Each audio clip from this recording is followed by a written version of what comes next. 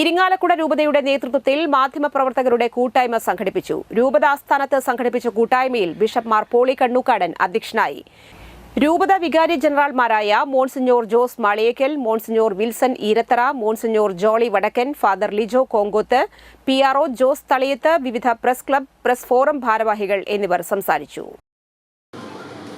രൂപതയുടെ ഇടവുകളെക്കുറിച്ച്, രൂപതയുടെ സ്ഥാപനങ്ങളെക്കുറിച്ച്, രൂപതയുടെ പ്രസ്ഥാനങ്ങളെക്കുറിച്ച്, രൂപതയിലെ സംഘടനകളെക്കുറിച്ചൊക്കെ റിപ്പോർട്ടുകൾ കൊടുക്കുന്നതും അതുപോലെ തന്നെ ജനങ്ങളുടെ മുമ്പിലേക്ക് അവിടുത്തെ പ്രവർത്തനങ്ങളെക്കുറിച്ചൊക്കെ അറിയിപ്പുകൾ നൽകുന്നതും നിങ്ങളുടെ റിപ്പോർട്ടുകൾ ഏറെ പ്രശംസനീയമാണ്.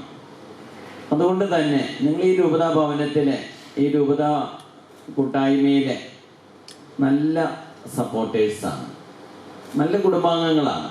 അതുകൊണ്ട് തന്നെ നിങ്ങളെ ആദരിക്കേണ്ടത് രൂപതയുടെ കടമയാണ് എന്നുകൊണ്ട് തന്നെയാണ് 2010 മുതൽ ഇപ്രകാരമുള്ളൊരു ഒത്തുകൂടൽ. ഇന്ന് മഴ ദിവസമാണ്.